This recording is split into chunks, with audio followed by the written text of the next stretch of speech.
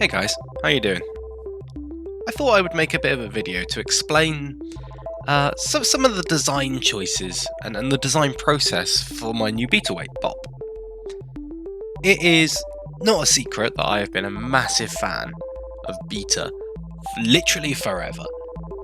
My three favourite heavyweight robots are Panic Attack, Tentamushi, and Beta. And my two previous Beetleweights have already kind of paid homage to Panic Attack with Snappy, and Tentamushi with Mr. Cat's Mouse House. The one that always seemed slightly more difficult and more unachievable was Beta, and I've been talking about doing a Beetleweight Beta for years. The process has started and stopped several times over the years. This one started back in August last year, just before our event Subterranean Showdown, when I designed this. It's not pretty. It was kind of going for some of the weird inline stuff I'd been trying on the previous Mr. Cat's Mouse House. And yeah, it doesn't look amazing. Suffice to say, I am not the best CAD designer in the world. You could be absolutely forgiven for thinking that most of my Beetleweights have had no CAD input at all. But that's not true. The last Snappy and the last two Mr. Cat's Mouse Houses with the inline drive were both fully CADed, whether that was in SketchUp or in Fusion, which I tried for the last Mouse House. Even then, some of those robots had CNC'd parts to them, so Snappy and Mr. Cat's Mouse House both had CNC'd motor mounts that doubled as the side bulkheads. This would be the first time, however, that I tried to design something from scratch, in CAD, in Fusion in this case, and actually go through the process of using, real modern tooling to be able to make it. So the wedge, I decided I was going to get that 3D printed from TPU, which is this, seemingly recent development for robot combat, this wonder material. I wanted to have the proper pill hammer. That was going to mean some milling. And I really wanted to go for the proper beta-ish aesthetic with stuff like the polycarb, and then proper meify it with some fancy lights and colours and give it tons of personality. Of course, when you want to commit to something, the first thing you need to do to make sure you can't go back on it is admit your plans to all your friends, who will bring it up if you don't carry through with it. So, naturally I did that back in January. The first person to reach out was the ever wonderful Felix Townsend, who offered to work on the hammer system for me, developing a little gearbox and brushless motor situation. I also chatted with Tweedy about kind of ideas for chassis shapes and how I was going to do the polycarb, and that's kind of where these sketches came from. Naturally, with so many new processes in this robot, it took me a long time and a lot of help to be able to design all this stuff. The wheels were kind of borrowed, the design for them, and Tweedy printed those and cast those up for me. You can see they are essentially a printed hub with the silicon cast onto the edges and an extra little bit indenting the name, which is quite wonderful. Mated up to a Palulu hub. Screwed directly in because it's those fancy little threaded ones, which means wheel swapping out is super easy and the hubs can stay on and hopefully Loctited nicely into their little notches on the motor shafts, which, if you know me, that's a thing I make sure I do on every single build forever. Different parts of the build went through lots of different iterations. Throughout these images you'll see different gearboxes, different drive systems. I started looking at, I think it was Megasparks, and decided to switch back to 422mm purely because I'm a cheap person. You can also see different designs for the hammer. There was one originally where I was looking at kind of a more straight arm with a metal kind of insert through the middle and a milled HDP around to make it look like the pill. And different wedges as well. The wedge was a really interesting kind of design process for me. I thought it would be really tricky. I got into this groove of using different offset planes and creating sketches on those and extruding out to cut away material where I didn't want it. It didn't matter if I'd extruded some sort of surface somewhere and it had gone below the edge of the wedge, because then I could create that offset plane, sketch it down, and get rid of it and make all those surfaces really flat. I settled on a face, naturally. I researched a load of cute, angry faces, and eventually kind of took my twist on it and CAD'd that into the wedge as well. And I think it kind of embodies exactly what I was going for with this robot. Lots of these more complex bits, like the hammer pulley here, were CAD'd by Felix, who has much more kind of knowledge and experience with belts and systems like that than I do, as I had literally zero, and printed up by Tweedy, who printed those hammer pulleys in a delightful carbon fibre filament. You know, the thing I don't really know, but it works really good, and Tweedy has done a lot of printing for this project, and it's worked out really nicely. The wedges on Bop are really big. I think it's fair to say they are a big slab of TPU. So when it came to getting those printed, I needed to find someone who had the capabilities, the print bed capable of doing it. And after asking around for a little while, Joe M popped up, the wonderful Joe Mitchell. It turns out he's kind of a 3D printing guru. And he's got this wonderful bamboo printer, and he printed up the TPU wedges for me in a very nice white filament, able to go with the rest of the design. The guys that contributed to this machine, it's suffice to say, it wouldn't have happened without them. So thank you, Felix, thank you, Tweedy, thank you, Joe Mitchell, thank you, Joe Brown, for your patience teaching me how to CNC things myself. Thank you, Gareth, for assisting me when things blew up. You're all superstars.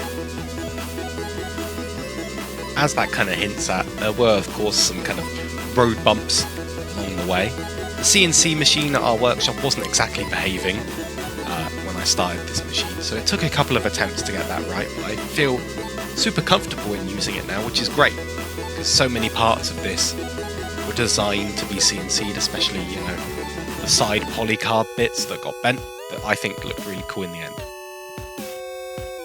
I also made the terrible mistake of really rushing my wiring on Proof of Mobility Day, meaning that I did blow up one of my speed controllers, one of the fancy new dual speed controllers that Gareth developed and Joe's selling through the BBB store.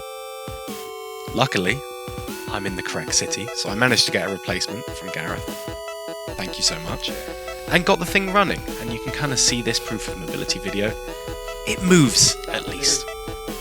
The next few weeks were just progressive updates, putting things together as everything kind of came through the mail, getting things aesthetically ready. There were a few missteps along the way there. I tried using Sharpie on the wedges instead of the eventual paint pens. Sharpie, I didn't realise, would bleed through the lines of the print quite so terribly. But the paint pens kind of solved everything, and a white paint pen over the bleed lines from a distance makes that wedge look okay, but thankfully Joe had printed two, and I'd only messed up one of them. Suffice to say, at this point I was super proud of the build, and it kind of fulfilled already everything I was hoping to get out of it. It looked pretty spot on, and all of the kind of new techniques I had tried out had kind of paid off in the end, whether there were road bumps along the way or not.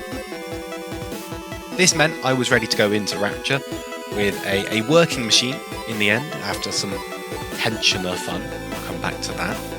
And I was really blessed to be in a really exciting heat with cool, weird, unique robots, Wheelie Big Lad, Yomi, and Tuka. If you have read anything about my kind of design process for this robot in the past already, you will probably have read that I didn't care if I won any matches. My full intention with this robot was to try and do it justice, to try and build something that looked the part. If I turned up with something that looked super cool, that was my win condition. My super unachievable win condition would be winning some sort of award for it, like a best design or something along those lines. On the turning up with something cool front, I did succeed. However, I was kind of disappointed by my 3 competition matches, and that's not due to my opponents, that's purely because of me. There are so many new bits in this robot to me, and so many new processes that I guess I shouldn't have expected everything to go completely smoothly. Here's my first match of the weekend against Martin and Toucan, which is an absolutely beautiful robot. Here we go then, no skillers to speak of here, but 2 awesome looking robots with awesome weapons showing that you don't need a spinner to make a good fight. Yeah, this should be an absolutely fantastic fight. Both crazy accident driver. Not too sure about Toucan's driver, but because it is his first tournament, but best of luck to him. He seems to be doing well so far. 7 engagements that he's got underneath Bob here. Definitely so. Well, I haven't managed to get a full super lifting just yet. No, Bob is a slippery character, I heard. Definitely so. Oh, very good work there by Toucan to get Bob up on that. So that tensioner, eh? Yeah, I just wood screwed it in. I figured that would kind of be enough. Clearly it wasn't, and it had slipped, and meant that I couldn't self-right the machine. Fair play to Martin and Toucan, and I am so happy for him. His first beta weight, and he managed to crack the top 16. It's such a beautiful robot, and I really look forward to seeing it again in a couple of weeks at Subterranean Showdown. Thankfully there was a Mangles on scene, and Rory helped me fix up the tensioner, so we didn't have any troubles with that in any later fights. What I did have to deal with next though was Wheelie Big Lad, which is Shaky's new Starchild-esque machine that, I'll be honest, scared the ever-living bejesus out of me. This is not a machine that is built to deal with overhead weapons.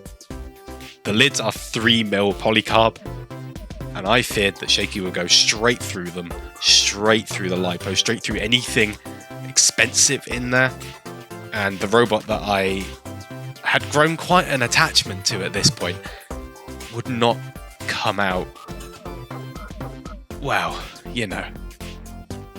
I actually asked Jodie to take some pictures of me with Bop before it went in for this match because I was so anxious about it looking the same ever again.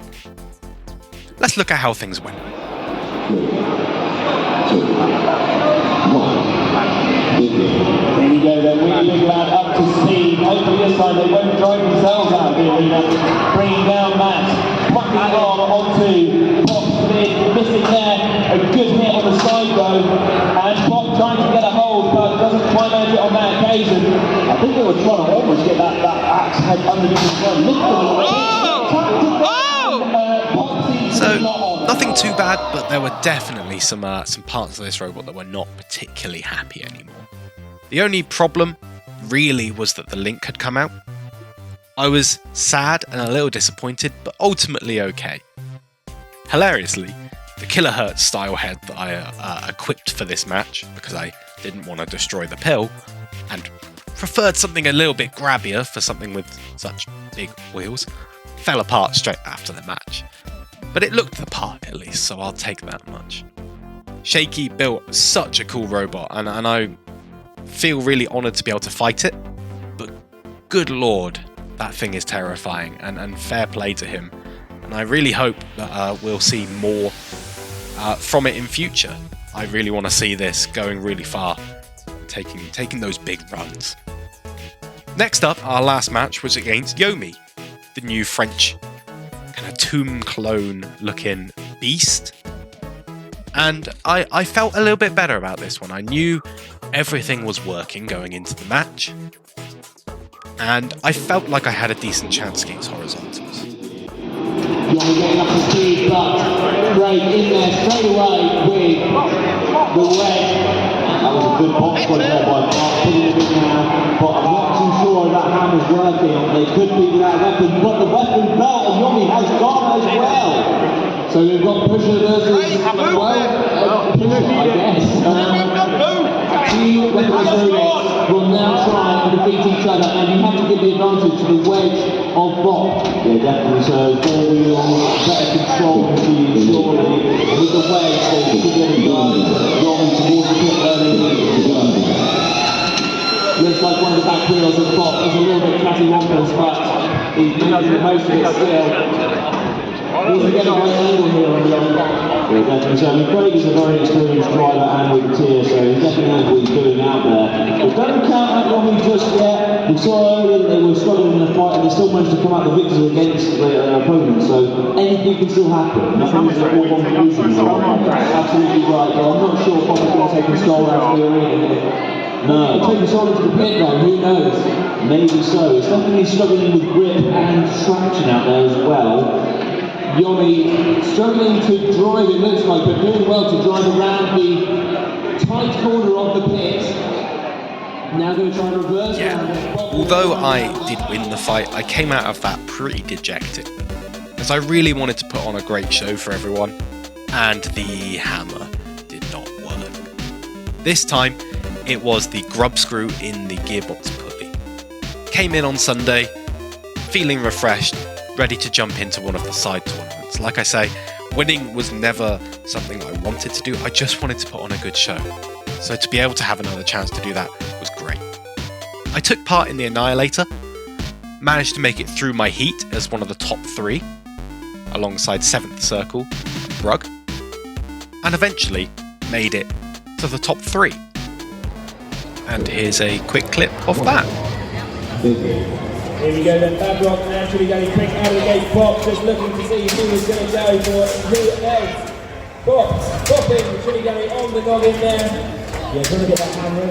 I don't know what the size and shape of Chili Gully is a perfect opponent actually for a hammer like Bob, which is a nice flat, good target for a lovely hammer like Bob has. Yeah, absolutely, and that wedge is very defensive for taking the horizontal hits. As long as that horizontal doesn't go too high up on that chassis. Definitely. So we don't count out the fighting Irish in Babrock.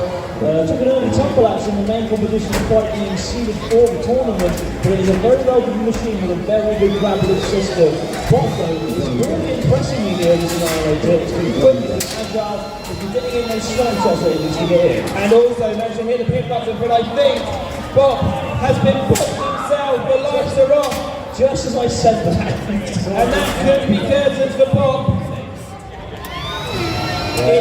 So Jack and Chili Daddy just managed to dislodge the link enough that it stopped working.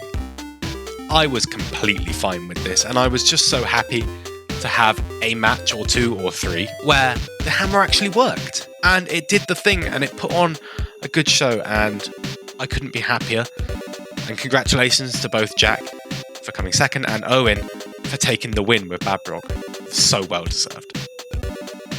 The last match of the weekend, sadly I don't have any footage of, was against Aggro Wobber and Sir Lancer Frog.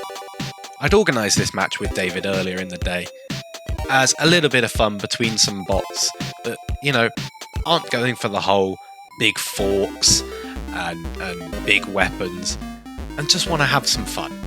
We were really lucky to have Sir Lancer Frog join us in this match as well, and this was Sir Lancer Frog V3's very last match.